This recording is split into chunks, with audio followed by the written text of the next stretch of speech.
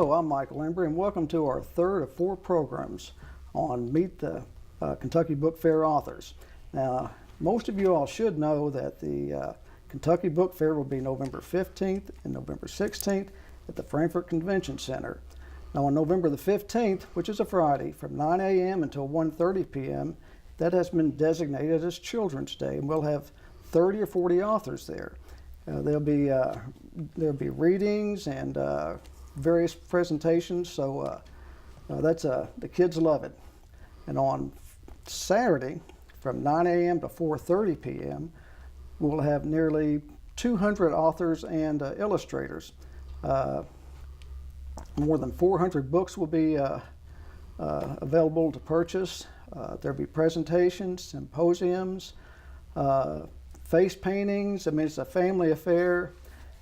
We had somebody ask, is this free? Yeah, it's free. It's a great day for the family. The only thing you have to purchase will be books. And the books you purchase will be used, the proceeds will go for public and school libraries and literacy programs across the state. So it's just a grand day for Kentucky, a grand day for Frankfort, and we hope to see you there. Today we have three of our authors. We have Laurien Berenson, Jenny Smith, and Georgia Green Stamper. So welcome.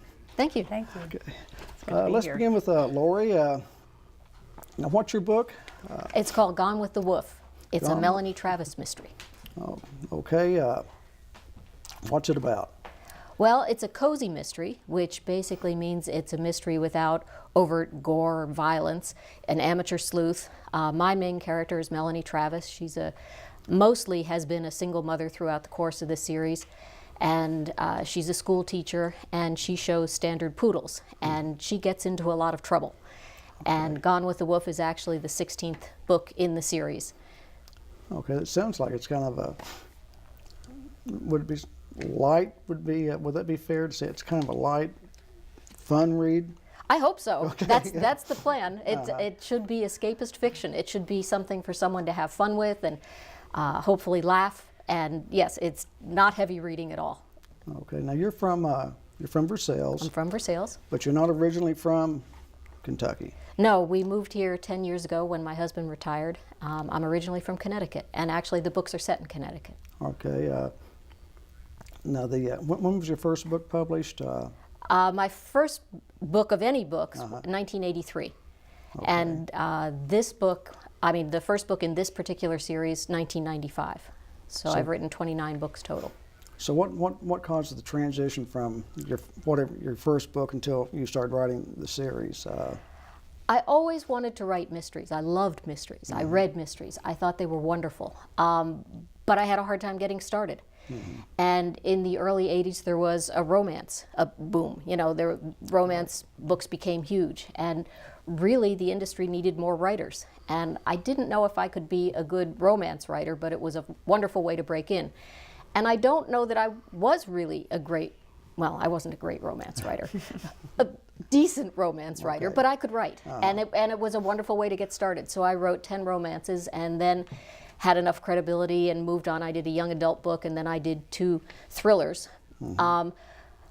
But I was showing dogs and breeding dogs. I had done that for many years, and my mother did it and my grandmother did it. She was also a dog show judge, and I always wanted to write a mystery with a dog show background. And that was the beginning of this series, A Pedigree to Die For, was the first one. And I thought it would just be a standalone book like my others. And it turned into this series, and this is now the 16th. Now, I understand, you've won 4 Maxwell Awards. Which is from the Dog Writers Association of America. Yes. My guess is that's a pretty prestigious award. It is if you write about dogs. Yes. It's a nice group of people, and many of them write nonfiction, as you might think. They write books about dog behavior or dog handling or different breeds and things. And I'm obviously in the fiction category, but I was very honored to win the awards. Yeah, I was delighted to be recognized by people who are obviously my peers. Okay, now you mentioned that you raised dogs, but now you've raised horses. Yeah, thoroughbred horses. Okay. Yeah, I breed thoroughbred horses. But you still have dogs. I still have dogs. I had poodles for 30 years, and the dogs in the book are poodles. But now I have 2 collies, smooth collies. See, this was the thing. I didn't want to. I wanted a respite from grooming, so I went to smooth collies, and rather than breeding poodles, I breed thoroughbred racehorses. Okay. Have you thought about doing a book with the thoroughbred horses or something? It seems like a natural, doesn't it? Especially here in Kentucky. Especially in Kentucky. I thought about it. I actually started one, and I'm still thinking about it. Certainly, in the same way that there's a lot of skullduggery that goes on at dog shows, you could certainly say the same thing about horse racing. There are plenty of plots there, even some that Dick Francis hasn't used. So it's always in the back of my mind. But I'll tell you what, I so enjoy the characters that I'm using in this series, and I started with a small group of 3 characters, which was Melanie Travis, my main character, and her son, and her aunt at the beginning of the series, her estranged aunt.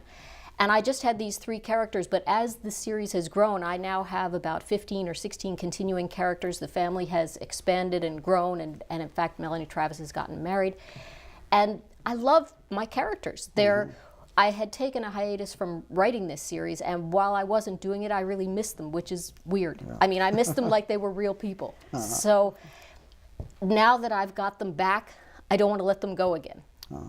We've had others on the show who've written a series, a mystery series or whatever, and they said they've really enjoyed that as well. Just with each successive, book, title, to see the characters grow and develop. It's something that they may have forgotten about in a previous, book, that they can, expand on it in a new one. So you've kind of found it that way as well, then? I found it very much that way, and the thing that often surprises me is there are characters that I put into a book, and I think, okay, they're just going to be here for this book, and I'll use them, and they'll go away, and they won't go away. And they come back, and they tell me they have more story, which I find very interesting. And then they're in, future books. And then if they hang around long enough, some of them kind of marry into the family, which I don't expect. And things, you know how it is. I mean, characters tell you what they're going to do, whether you want them to do it or not. And, but yes, it is, I think Melanie Travis, my main character, she has grown and changed so much over the course of the series. And I write 3 books constitutes 1 year in her life. So because she has a son who was actually 4 in the first book, and he's now 11. So his life changes as well. Her dogs change and grow up, and she's gotten married, and her ex-husband has come back into the picture. He was totally gone. So lots of things have changed. And it is really interesting to live out a surrogate life, I guess you would say. Well, it sounds fascinating. Now this is going to be your, first Kentucky Book Fair? My first, I'm really looking forward to it. And in the past, you've had some conflicts. So this is you're going to make a full day of it then. I'm going to be there at 9:30 in the morning. I'm going to be there till 4:30 in the afternoon, and I'm going to have a great time. Okay. Well, thanks for being here, and wish you all the success in the world. Well, thank you so much. Okay. I wish you all the success in the world too. Well, thank you. Our next guest is Jenny Smith, and Jenny, you're from Frankfort, right? I am from Frankfort, yes. But you live in Utah as well. Part of the year. We have a house there and we have a house here. Frankfort will always be home, I think. It's probably your favorite place too, right? I love it, yeah, okay. I love it. Because, we have a lot of family here, but I was raised here. So just the lay of the land and the rolling hills kind of, speaks to me. I forgot who, there was somebody, it seems like it may have been Happy Chandler, that said Kentuckians are always going back home or something like that. You can leave Kentucky, but still Kentucky's in your heart. That's exactly true. I've lived multiple places. I lived in Florida, and we've had a home in Utah since the mid-90s, but there's something about it when I fly into Bluegrass Airport and look out and see those, the horse farms and the rolling hills, and I mean, it is just so beautiful, and there's something inside that goes, I'm home. Yeah. Now you're a Christian novelist. Is that, I guess, the genre? Yes, you're in? exactly. I write novels for the inspirational market, primarily Christian Christian audience. Although I have people of other faiths who read my books, but I am a Christian, and so my beliefs kind of naturally come out in my books. Now, you've been a busy author. You got, what, 2 titles, or 2 recent titles you're going to have at the book fair. Well, actually, I have had 4 released this year, believe it or Really? not. Yes, but I've had 2 released. I know, I really have been very busy, but I've had 2 released just within the past few weeks. The feature book, which is The Days of Noah, came out September 1st, and then my other book, which is a brand new book, just came out October 1st, and that is a co-authored book that I wrote with a writing partner, Lori Copeland. It's our 5th together, and my 23rd novel. Okay, now tell us something about the Days of Noah. The Days of Noah is biblical fiction, and it's set in the time in Genesis leading up to Noah's Ark and the great flood of Genesis. The heroine is a young woman who is the daughter of a pagan priestess, and she has been raised to take her mother's place in this pagan religion. And she meets Shem, who is the oldest son of a religious fanatic named Noah, who is out building a boat on a farm out, and then everybody thinks he's insane. But she believes his prophecy that the world, is going to be destroyed. Unfortunately, that belief in her society and her culture endangers her life. Now, have your other books been or some of your books been spin-offs of biblical stories? This is really the very first biblical fiction I've done. Like I said, all of my books I write clean fiction. And even the books that don't have, the Christian message or the spiritual message is not an overt. I loved what you said. Reading should be fun. It should be, I hope all of my books are entertaining, but they're also very wholesome. And I get a lot of mail from readers who say, you know what I love about your books, romance or mystery, I write both of them as well, is I'm not afraid to turn the page because they're clean. I know that there's not going to be anything that is offensive or that's going to paint ugly pictures in my mind. So this is the first book that has an actual biblical setting. And then Bride for Noah, which is the co-authored one with Lori Copeland, is historical romance. So that has a historical American history setting. Does it run any parallel with the Noah story I thought it was kind of odd with, the 2 Noahs. Isn't that funny? That really is just a coincidence of the publishing world. They're published by 2 different publishers, and one of them, the release date got delayed a little bit. So I was really hoping that The Days of Noah would come out several months before A Bride for Noah, because they really are 2. I mean, one of them is biblical fiction and set on a biblical account, and then A Bride for Noah is 1851 set in Seattle. So they really don't have anything to do with each other than the fact that, the characters share a name. Okay. Are you working on some other novels now, or? Actually, A Bride for Noah is the first book in the Seattle Bride series, and that's a really fun period to write in. I had never written historical fiction before until I started working with Lori Copeland, and as I said, this is our 5th book together, and the 4th one that is historical. And so this book is set at the founding of Seattle, which was, it's fascinating. It is fascinating history. And it is fiction. I have a young woman she's very headstrong, and she's from back east. She's from Tennessee, actually. And she is determined to open a business in the new city of Seattle. But she gets there and discovers that there is no city. It's really nothing but a settlement. It's actually a lumber camp. And she is one of a handful of women in a whole camp full of lumberjacks who haven't seen a woman in a long time. And so everything she does to try to get her business started, she just gets into trouble. And so This is clean fiction. This is clean fiction, I promise you. I promise you. And there's a lot of humor in this book. And the Noah comes in. Noah is one of the bosses of the lumber camp. So she keeps getting into trouble, and he keeps having to get her out of trouble. And she's messing with his plans and his schedule struggle of getting their lumber shipment out. In the meantime, these two fictional characters are set in a very real historical setting, and I've populated the book with real settlers.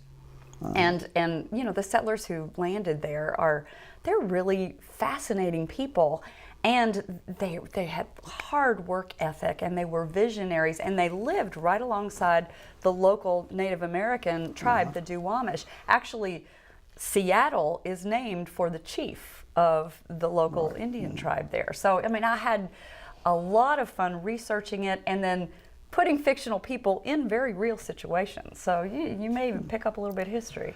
So this is your what? How many book fairs have you been to? Oh, let's see. I was trying to think the other day. I think it's 7. It might be 6. 7 as an author? Yes. Have you been as a patron too? I mean, as a Of course, yes. I was raised here in Frankfort.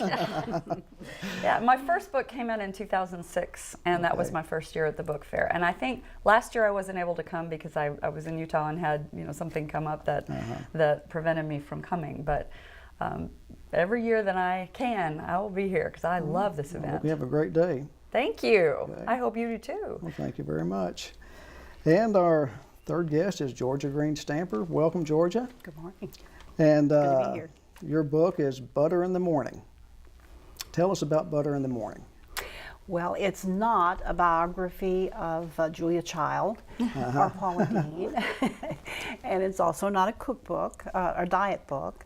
Some people, a friend Googled me and she said, "You'll never guess." I Googled the title of your book, and Kourtney Kardashian's new diet popped up on the website. Apparently, she drinks liquid butter in the morning for breakfast every day, and I don't know, I hope that works out for her because I really do like butter. But Butter in the Morning is, I guess I'm representing the creative nonfiction genre here today. This is a collection of essays that I have written over a period of years, and they're connected essays, although I like to say I jump through the 19th, 20th, and 21st century in no chronological order whatsoever. But I do think that taken together, the essays shape a type of memoir about place and about time and I guess about my life and my family. But it's really, I like to think of it as a memoir about home. In the very broadest definition of the word home, everyone's home. Now you're originally from what, Owen County? I'm from Owen County, 7th generation Owen Countyan. And you've lived in what, Ashland? And we lived in Ashland for about 30 years during my husband's working career, and when he retired we came back to this part of the state, and we now live in Lexington. Okay. This is your second book, right? It is, and my second book fair. Oh, second book fair. And your first book was You Can Go Anywhere. Is this kind of a continuation of that, or is that other book entirely different? No, they're very, very similar, and I think probably read together they create a more complete record and picture of what I was trying to record, which primarily are stories about time and place. I do a lot of speaking for the Kentucky Humanities Council, and my shtick as I go around the state is that our personal stories and our local history stories and our family stories are very important to be preserved. They don't have to be a book, but we all need to be about doing a better job at preserving, I think, what is uniquely local and personal, because nobody else is going to do it for us. It seems to me that these books would almost be kind of a self-discovery. I mean, you sit there and really examine your life, don't you?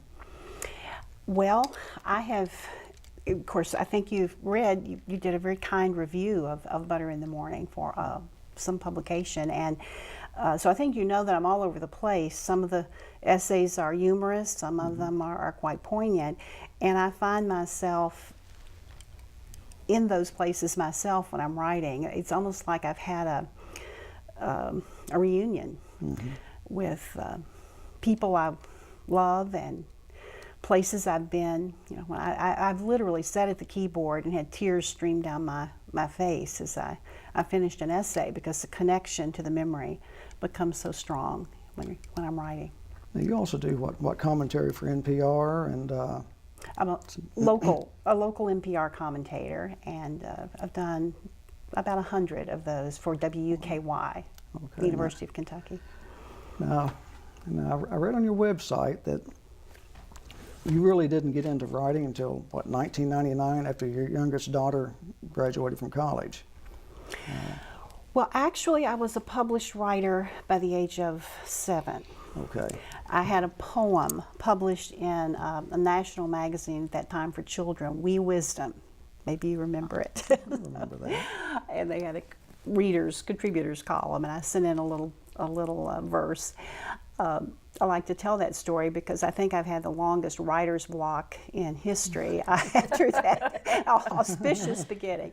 I was an English major in college. I taught high school English for a stretch of time. I've always been a voracious reader, and I think, like many people who have this passion for the written word, I always thought, well, someday I'm going to sit down at the keyboard and the great American novel. It was always going to be the great American novel for me that came flooding out. And the editorial voice in my head is very critical. And it didn't like what I wrote for many years. And it shut me down. And I think it was, I was very fortunate to take a class with Tony Crunk, I think one of our state's treasures, great poet, Tony Crunk. I was able to take a workshop with him in 1999 when I was just beginning to think, well, maybe I could try this again. And his message was, to me and to the group, was that nobody is going to write your stories if you don't do it. And I began thinking about that. My little tiny crossroads of the world, and these wonderful people that I have known, no, they had no voice. And so I think that I was able to set aside my ego, if you will. And I don't want to be misunderstood, because I work very hard to be as good a writer as I can be, and at the craft of writing. So I don't mean in any way to